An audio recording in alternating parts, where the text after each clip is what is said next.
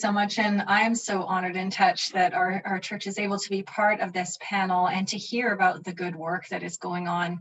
Thank you for including us. And I am located in the traditional and unceded territories of the Semi-Amu Nation, like Asim, and our church is located on Coast Salish land, the Musqueam, the Squamish, and the Tsleil-Waututh, and we hold those communities in prayer and in reconciliation. So Yusuf, thank you. You did sort of bring about what all of our siblings, our Muslim siblings, Jewish siblings, where we all have these stories around refugee, but we also, I think, share the spiritual practice of hospitality and how greeting the stranger, we encounter the Holy One in some form. And so that sense of kinship through hospitality, I think, perhaps is one of the reasons faith organizations are drawn to support refugee work. And I'd like to talk a little bit today about why St. Andrew's Wesley has gotten involved in what we've been up to.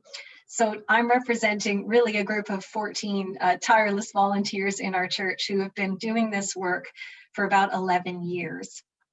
And one of the advantages of being the United Church of Canada at the moment is that we, as an organization, have had some concentrated involvement with refugee sponsorship since the 1970s, where we engaged in that work in response to the migration of Vietnam War refugees. And in that time, the government of Canada made the United Church of Canada a sponsorship agreement holder, and that was centralized through the national office in Toronto.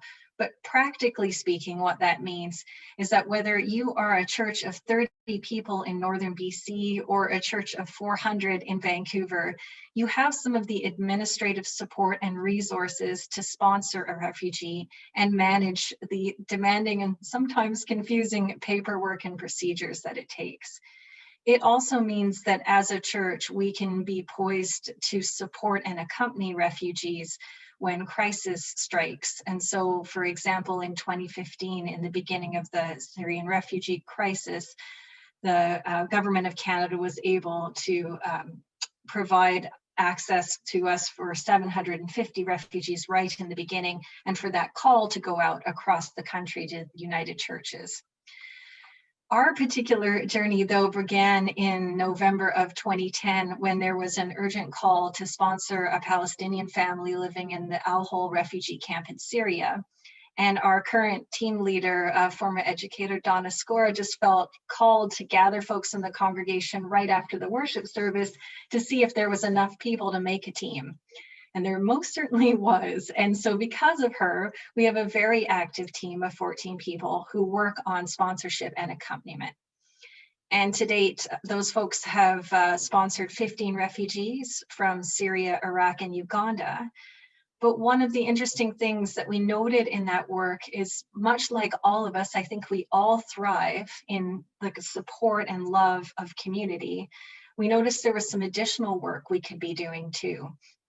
So we started to come into contact with people who were government sponsors and who maybe had arrived already, but maybe didn't have the community supports around them. So we increased that work to providing accompaniment to 20 newcomers. And those folks were from Syria, Afghanistan, Uganda, Brazil, Nigeria.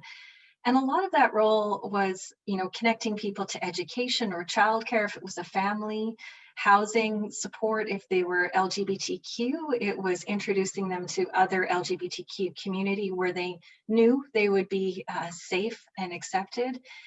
And so we've learned some beautiful lessons about just humanity, about how we all need that friendship and that safe place to cry, to talk, to dream.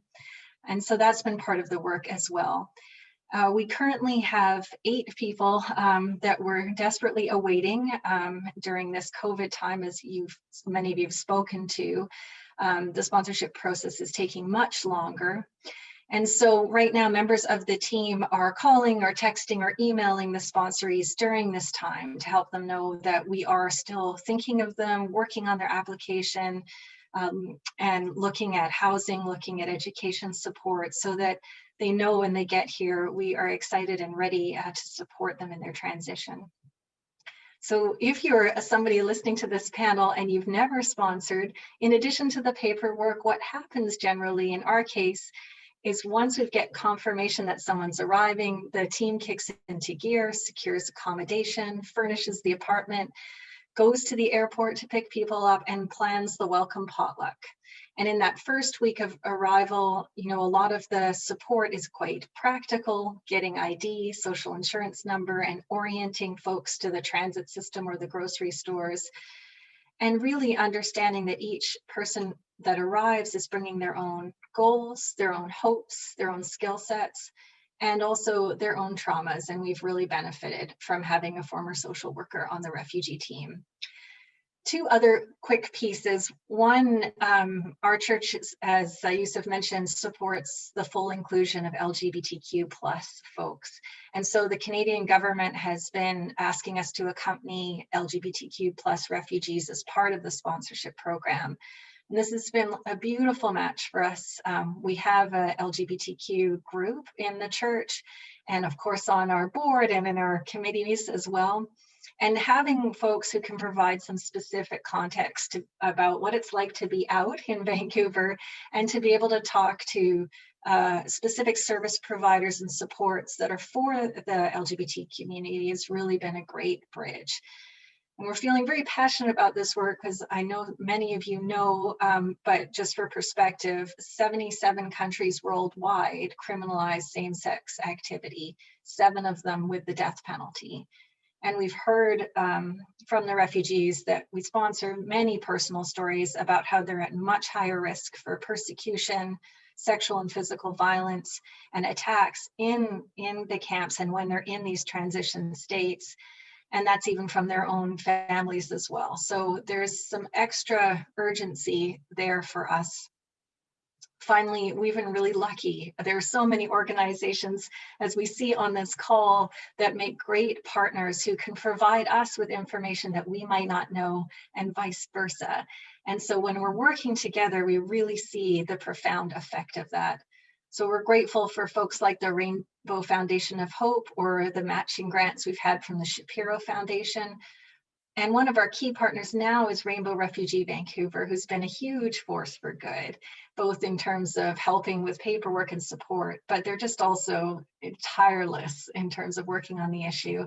And so we've got a formal partnership with them where we're hoping to do some joint mentoring as they create private sponsorship circles. Some of our committee members can provide some support, some mentoring as people go through their first sponsorship.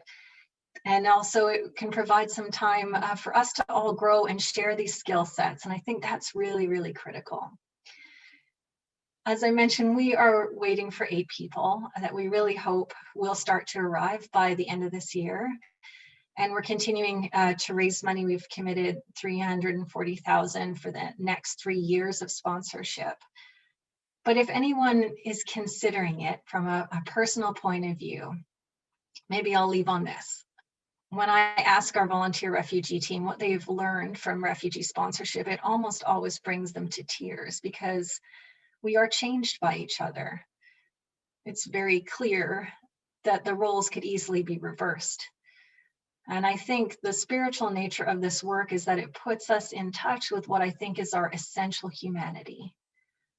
Refugee sponsorship is most definitely not charity work, it is justice work. And it's believing that we as a collective community have the ability to right the moral wrong that anyone should have to flee for their life from their place of birth or community.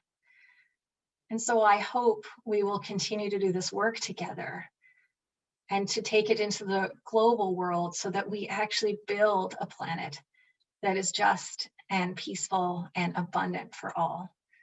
Thank you so much for having me on this panel tonight.